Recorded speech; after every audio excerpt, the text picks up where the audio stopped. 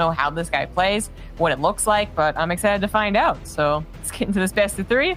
The bottom left for as the red Terran, it is Binski.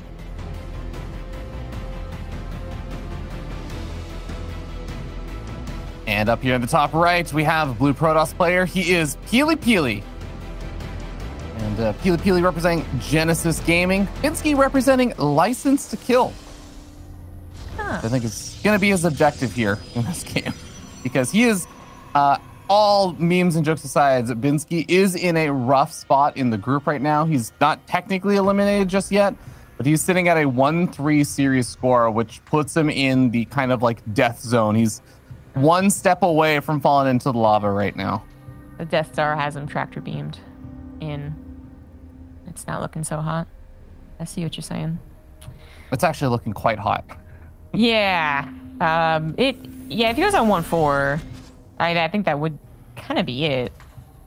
He'd be in somewhat good company. There really haven't been, I guess, as many series played, first of all, but it would be very tough to go his way out of that one. But PiLiPiLi, if he gets the 3-2 here, would be sitting pretty comfortable. I don't think anyone can maybe take away the top 2 spots from Neve and Disc. No. Right? Right?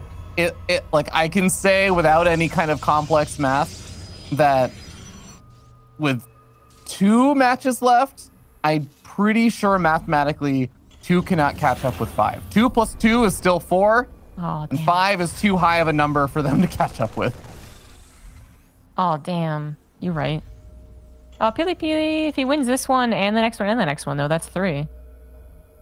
Oh, that's true. Actually, yeah. You know what? You're right. I was not considering the fact that this is also one of the remaining matches. Yeah. Oh, that's one of the things. Yeah, so if Neve and Disc both lost the next 2 series, actually, this still could turn around a little bit. If Neve loses to Binski and also loses to... actually, no. So here's the weird thing, is that Neve has to play Disc. So one of them is guaranteed to also still get a win. Right.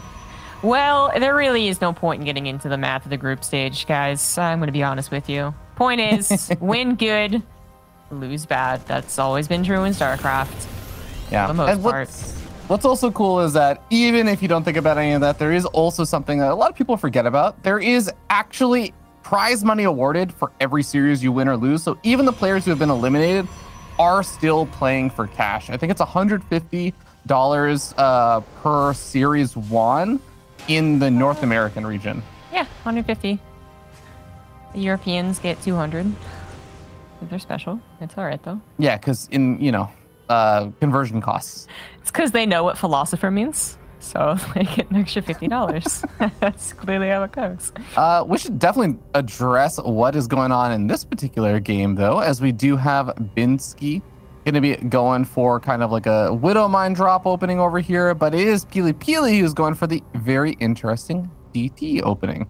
Yes, he's going for a DT drop, but these 2 Reapers, and 2 Reapers from Binski's build should be able to help out.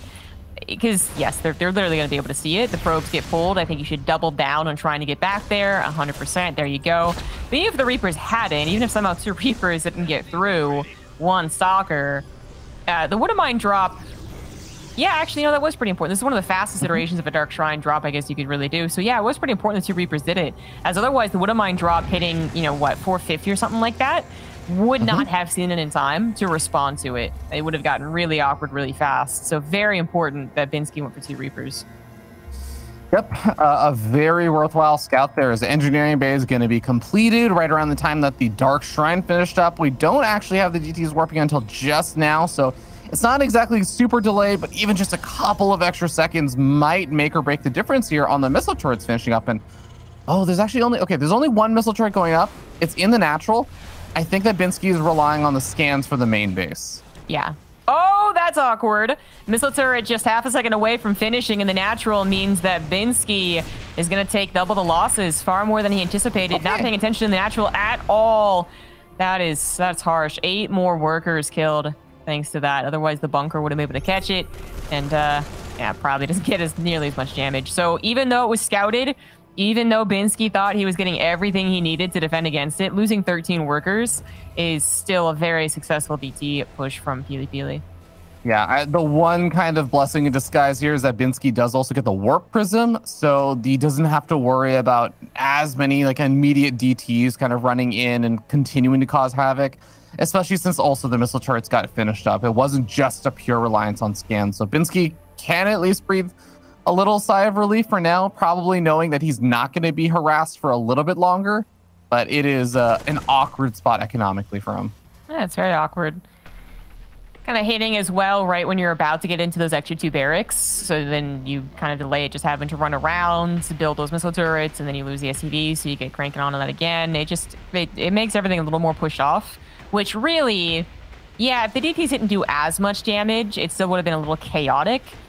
But what I think it really boils down to is that PiLiPiLi knows that he will not be harassed anytime soon. And that's much scarier than the other way around right now. That is actually a very good point as well. And that is going to be a scary thing for any Terran player to just conceptualize, is a Protoss player who has no fear about any greed that they have for the next couple of minutes. And, well, PiLiPiLi is going to be going for that 3rd base, adding on the Colossus, getting a Thermal Lance, getting charge. And he's doing all of this off of 1 Stalker, 1 Zealot, a couple of Mortals, and a couple of Sentries.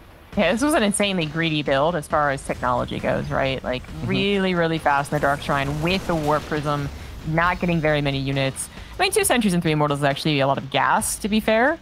But it just otherwise, you know, you don't really have to be building a lot of gateway units, knowing that, again, Binski's not going to be attacking you. So you can't emphasize production, technology, upgrades. I mean, I really feel like PiLiPiLi could have even gotten away with the Forge, too.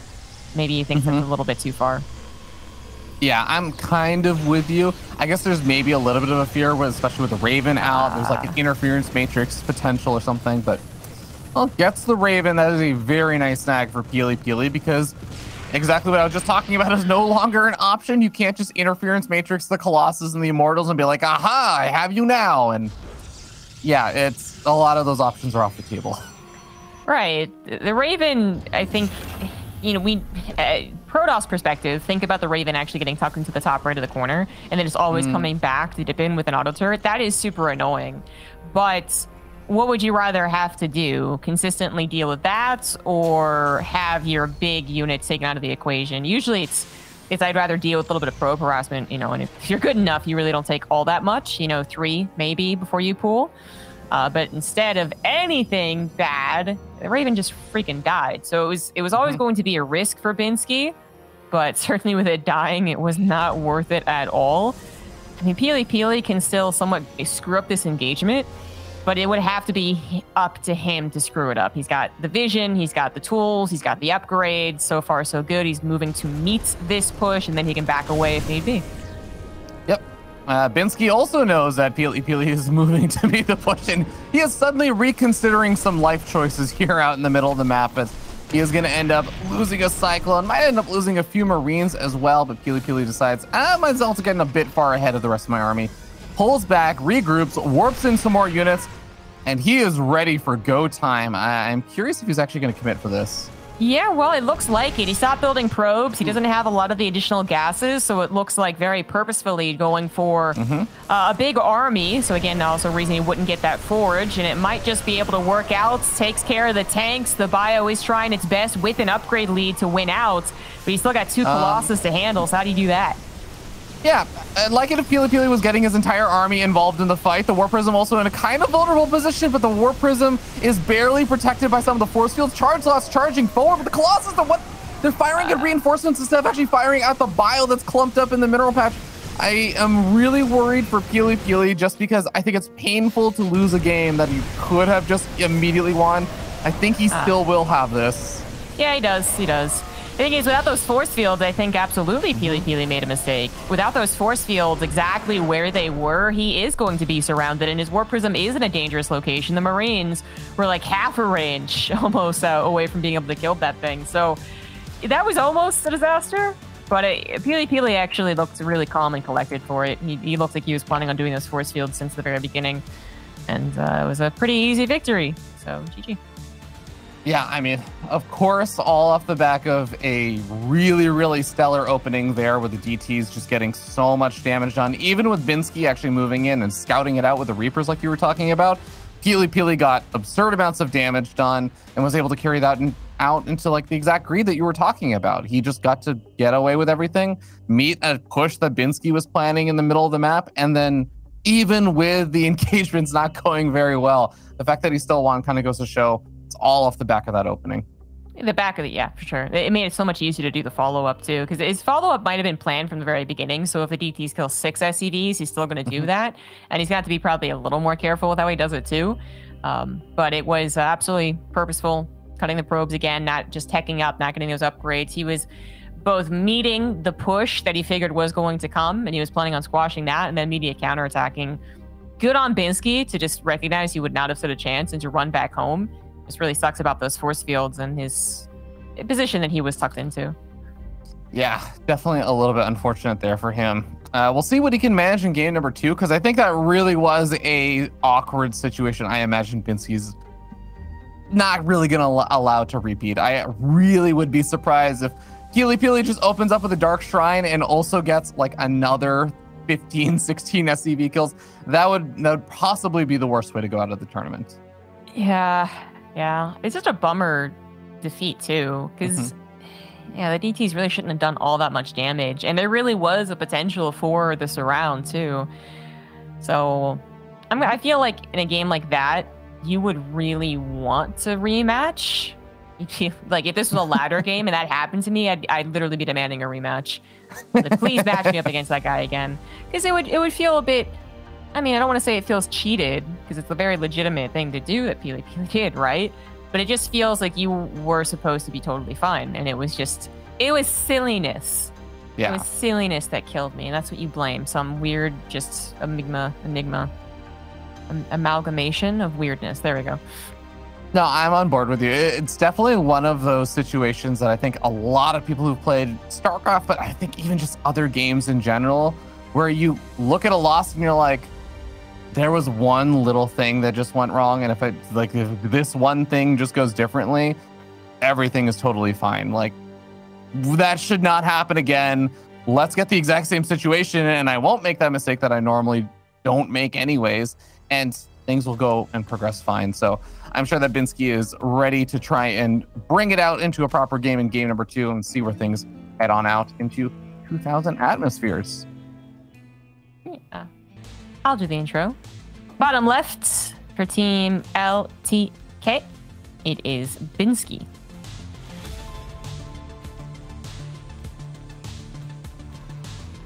And up here on the top right-hand side, we have our blue Protoss player. It is PiLiPenko, aka PiLiPiLi. Sorry, you don't have the cool accent. PiLiPenko. Yeah. I just like saying his name. I feel like I need to do my daily clarification. Okay. I'm a big fan of PiLiPiLi. I do like him. He has a wonderful stream. We like to meme on each other, so don't take anything that I say seriously about PiLiPiLi being bad. When I also say I've beaten him in micro tournament, I mean I've literally beaten him in individual rounds of micro tournaments, not the actual entire thing. He is a much better player than I am. Man, that's what I assumed, honestly, was that it was just one round. Yeah, it was like a few individual rounds I've beaten him. Yeah. And I'm pretty sure it was like the few individual rounds in the old micro tournament map that someone made in Heart of the Swarm, where the mothership core is still there and everything. And some of those things are just not balanced anymore. So, it's purely a meme. It's purely a meme. Don't you like to lord it over me that you beat me in Brood War once? I did actually beat you in Brood War once. But how did you beat me? I don't remember. I think was it a team melee? Okay, because I do the same thing to you in Brood War every single time, and I think it was just the first or second time it worked. I do a cannon rush into proxy Dark Templar into carrier rush. I didn't think with a hidden won. base. I didn't think you won with a straight up. Well, like that hard to call that straight up, right? But that's my game plan versus you every time I play you in Brood War. I know. I think not toward the end. I don't think I beat you with the carriers and it made it all the way to this macro game. I think I beat you in one of those intermediary steps. I think it may have been the Dark Templar. It's possible. I could have sworn that you did the same thing you're doing to PiLiPiLi, which is that you beat me, but on like because like Scarlet took over halfway, or you were like Archon voting. I did take a map off of Scarlet, but it was on the bounce test map, and she wasn't using her keyboard. Yeah, one of those ones, exactly. Yeah. Mm-hmm. But I did win that. Oh yeah, and she was playing Terran. Yeah. I forgot about that part. There's a lot of funny stories about, like, that's one of the most exciting things about new expansions or new games, is just that you feel like you can beat anyone because no one really knows what they're doing. So like Rifkin and I played a lot of Archon mode, and we would beat a bunch of really good Archon players because we just would have used Zerg, because they didn't even get a single nerf going into Legacy of the Void, but you know, whatever, I'm over it. And then, you guys would have been Grandmaster if they had a GM for Archon, right? Oh, we 100% made it, yeah, for sure. Yeah. We would have. But then there's also, like, in Legacy of the Void, when they were introducing the co-op to us, like, we were the first ones to see it, they also introduced the multiplayer, like, a little bit, right? And I remember Rifkin defeating MMA because he teleported in with a BC, and MMA, just, like, his face was like, what? He just had no idea. He didn't, like, read the tooltip, right? That was amazing. Oh, man. Some good times in the old days. But here in the current days, we actually do have PiLiPiLi already doing some nice little poking pressure with the two stalkers, doing some nice little micro, just forcing some repair time and everything. But behind this, he is actually going for a more normal opening compared to, say, last game, where it was literally just hyper fast DT rush. He's going for that good old setup for the 3-gate blink stalker pressure. But Binski's actually doing a pretty similar-ish looking opening. I'm really curious about this cast steal from PiLiPiLi. Right, yeah. I mean, I guess it does reduce... First of all, it does bother the Terran quite a bit, especially if they manage to do any harassment in the natural, because then they can harass the gas that you have to put down there. But I guess it would take away some options. Like, it'd be very hard to afford a Raven afterwards. You might even be really suspicious. Do you mean it bothers them, like, psychologically, or just it actually bothers the builder? Because they can just take the other gas if they're natural, right? Psychologically, yeah. Oh, okay. Because I was saying they can just take the gas, but then if you get some bothering there too, it's just annoying. But because you don't necessarily take the second gas, like the natural gas, all that fast, sometimes it can be a slight delay in your build. This one of mine drop seems doomed to fail, already below half health. Binski did scout that it was a Twilight Council opener, but didn't technically scout, you know, literally every single little detail. So you would still be a bit concerned going into this from the Terran's perspective. You don't really know what they're doing. It could be a 4-gate. It could be, I mean, did he even scout the 3rd Nexus exactly? He did see it at one point. They were saying that maybe you don't know if it's a 2-gate way into Nexus. You don't know how much they're actually investing into anything. So the Wood of Mine drop is usually a very important follow-up scout, and now Binski doesn't have it. So, I mean, going to Raven's not the worst thing in the world. He's still going to have it against any Colossus that get built from PiLiPiLi. Yeah, I mean, I guess you take the scouting information that you did at least get with, like, the robotics bay and stuff in the Nexus, like you were saying. But up until then, I guess the best part of this Widow Mine drop is that it is still technically alive and still just that annoying thing in the back of PiLiPiLi's mind saying, at any given moment, that stupid medevac is going to come out, and I just need to be ready for it, and I just have to constantly be looking at my minimap for it. So Binski at least has that going for him. But in the meanwhile, PiLiPiLi sending that observer over the natural, see his little mini-map camera looking around and trying to set that up in the ideal position just to spot out and see if there's ever any kind of move out. But Binski, he's just grabbing his 3rd base and kind of chilling inside his main. Yep. It's a nice thing that he gets to see the robotics bay and that it's actually being used as well as even a little bit of a hint, you know, no fake, no one Colossus, not disruptor. No upgrade. Oh yeah, not disruptors yet. They really are going to get to Colossus. But hey, the Raven gets to do some damage and hopefully survive this time around. As Binski apparently is not going to be deterred from doing what he usually does. Which last game didn't work out whatsoever. But now we get to see his actual full potential.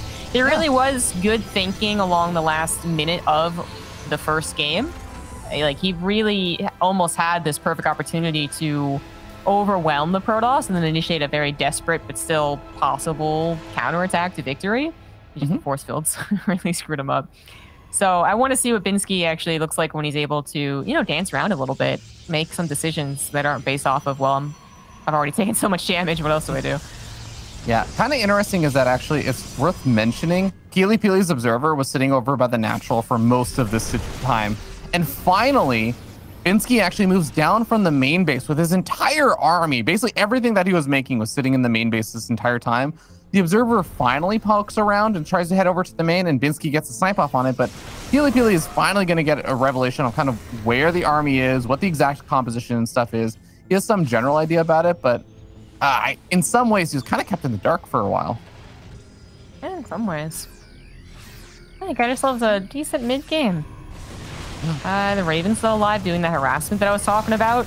Okay, all right. Screw you, I have shield battery overcharge. Your Raven is invalid.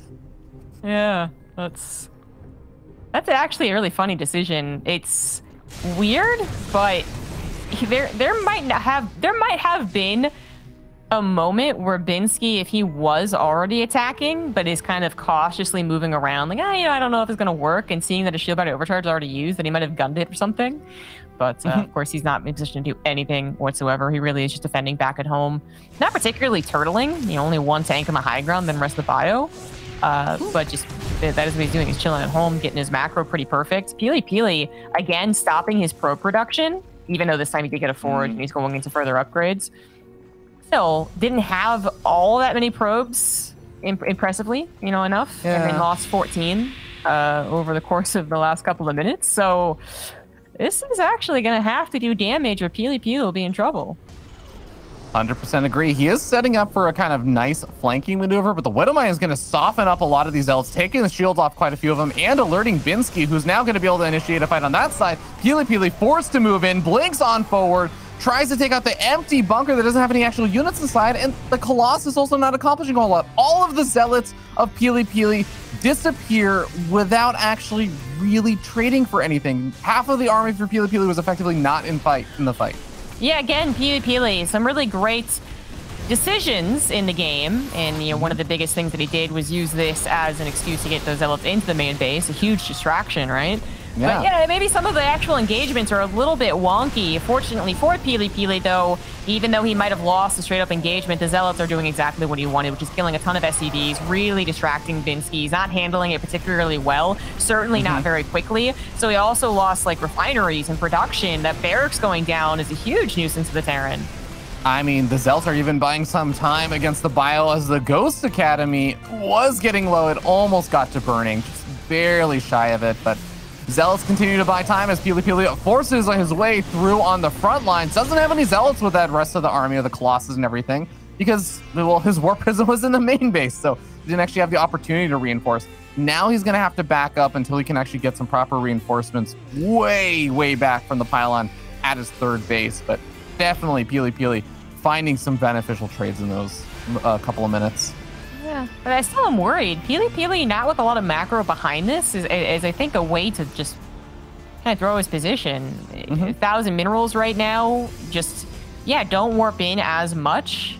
And then I think get a Nexus, and I think it's the better way to go, really. But yeah, obviously PiLiPiLi disagrees. He really wants to gun it. He wants to win right here, right now. So that's exactly what he's going to try and do.